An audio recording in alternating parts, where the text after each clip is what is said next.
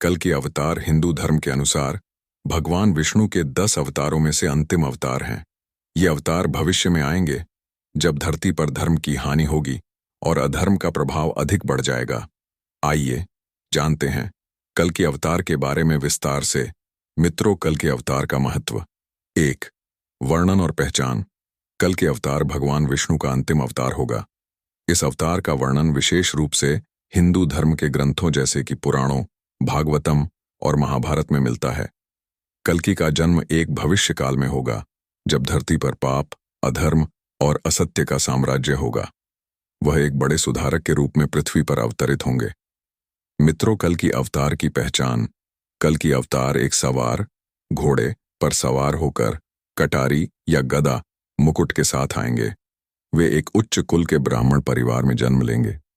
उनका उद्देश्य पृथ्वी पर धर्म की पुनर्स्थापना और अधर्म का उन्मूलन करना होगा। कहानी और कार्य। मित्रों, कल की अवतार के आने के बाद वे पूरे समाज को भ्रष्टाचार और अधर्म से मुक्ति दिलाने के लिए धर्म की पुनः स्थापना करेंगे। मित्रों, वे अधर्म के सभी प्रतीकों को नष्ट करेंगे और सत्य और धर्म की पुनः स्थापना करेंगे।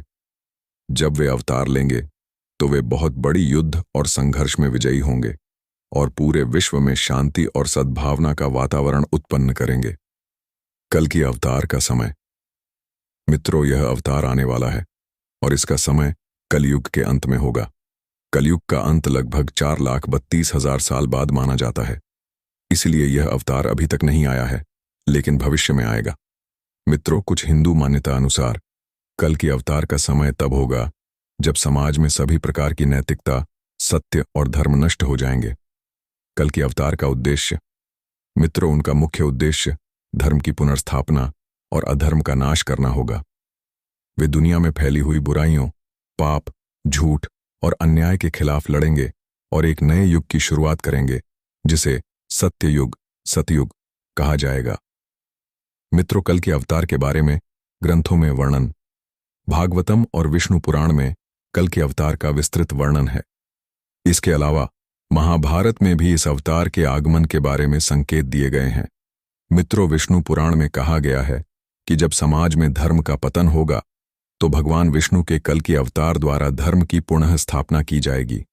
मित्रों, कल के अवतार हिंदू धर्म के अनुसार भगवान विष्णु का वह अवतार होगा जो भविष्य में आएगा और धरती पर धर्म की पुनः स्थापना करेगा। यह अवतार आने से पहले समाज में विकृति, अधर्म और असत्य का साम्राज्य होगा और कल के अवतार इन्हें समाप्त करने के बाद सत्य और धर्म की पुनः स्थापना करेंगे। मित्रों, कल की अवतार के आगमन के बारे में बहुत सी भविष्यवाणियां और कथाएं प्रचलित हैं। जैसा कि हम जानते हैं, कल की भगवान विष्णु के 10 अवतारों में अंतिम होंगे। उनकी कहानी और कार्यों के बारे में बहुत सी रोचक और प्रभावशाली कथाएं भी जुड़ी हैं।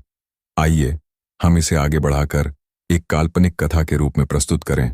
मित्रों, कल के अवतार का आगमन और उनका कार्य। यह घटना कलयुग के अंत के आसपास की है। चारों युगों का चक्र अपनी चरम सीमा तक पहुंच चुका था। सत्ययुग, त्रेता युग और द्वापर युग के बाद अब कलयुग का अंत हो चुका था। धरती पर अधर्म और पाप का इतना प्रकोप फैल चुका था कि लोग एक दूसरे से बेईमानी करने लगे थे। धर्म का नाश हो चुका था और समाज में कोई भी नैतिकता नहीं बची थी। कल्कि का जन्म। मित्रों, एक छोटे से गांव में एक ब्राह्मण परिवार में एक दिव्य बालक का जन्म हुआ। इस बालक का नाम रखा गया कल्कि और उनके जन्म के समय एक अद्भुत आकाशीय घटना हुई। आकाश में भव्य नक्षत्रों का मिलन हुआ और एक दिव्य ध्वनि सुनाई दी जो कह रही थी कि अब धरती पर धर्म की पुनः स्थापना का समय आ चुका है। कल्कि के माता पिता ने उन्हें एक महान कार्य के लिए जन्मा हुआ समझा और उनका पालन पोषण बड़े आदर्शों और संस्कारों के साथ किया। मित्रों, कल्कि का प्रथम कदम। जब कल्कि का बाल्यकाल समाप्त हुआ तो उन्हें यह समझ में आने लगा कि उनका जीवन केवल साधारण नहीं है। वे संतुष्ट नहीं थे और जानने की कोशिश कर रहे थे कि उनका उद्देश्य क्या है। एक दिन वह अपने गुरु के पास गए और उनसे पूछा, गुरुजी, मैं किस कारण से इस संसार में आया हूं? मित्रों, गुरु ने मुस्कुराते हुए उत्तर दिया, तुम वह अवतार हो जो धरती पर धर्म की पुनः स्थापना करेगा। तुम वह योद्धा हो जो पाप और अधर्म का संहार करेगा। तुमसे ही सृष्टि का संतुलन बनाए रखा जाएगा। मित्रों, यह सुनकर कल्कि ने एक दृढ़ निश्चय किया कि अब उन्हें अपने उद्देश्य की दिशा में कार्य करना होगा। कल्कि का युद्ध और अधर्म का नाश। कल्कि ने एक विशाल घोड़े पर चढ़कर एक अद्भुत तलवार, कटारी और गदा मुकुट हाथ में पकड़ा। उन्होंने अपने परम मित्रों और अनुयायियों के साथ एक महाक्रांति का सूत्रपात किया। उनकी सेना में महान योद्धा और तपस्वी लोग शामिल हुए, जिनकी शक्ति से पापियों का सफाया हुआ। मित्रों, कल्कि के सामने सबसे बड़ा दुश्मन वह समाज था जो अधर्म और पाप में लिप्त था। उन्होंने सबसे पहले पापियों और भ्रष्ट नेताओं को चुनौती दी। उनका शौर्य और बल सभी को चमत्कृत कर देता। जहां भी वे जाते, अधर्म और पाप का नामो निशान मिट जाता। मित्रों, शुद्धि और धर्म की पुनः स्थापना। कल्कि ने न केवल युद्ध लड़ा, बल्कि लोगों को शुद्ध जीवन जीने के लिए प्रेरित भी किया। वे कहते थे, धर्म से बड़ा कोई धर्म नहीं, सत्य से बड़ा कोई सत्य नहीं। जो सत्य के मार्ग पर चलता है वही सच्चा विजेता होता है। उनके शब्दों से लोगों में जागरूकता आई और वे सच्चे मार्ग पर चलने लगे। मित्रों, कल्कि ने न सिर्फ भौतिक युद्ध लड़ा, बल्कि आध्यात्मिक और मानसिक युद्ध भी लड़ा। उन्होंने समाज में फैली सभी बुराइयों और अंधविश्वासों को समाप्त किया और लोगों को सत्य, अहिंसा और दया की शिक्षा दी। उनके द्वारा स्थापित किया गया धर्म और शांति का संदेश पीढ़ी दर पीढ़ी फैलने लगा। सत्य युग का प्रारंभ।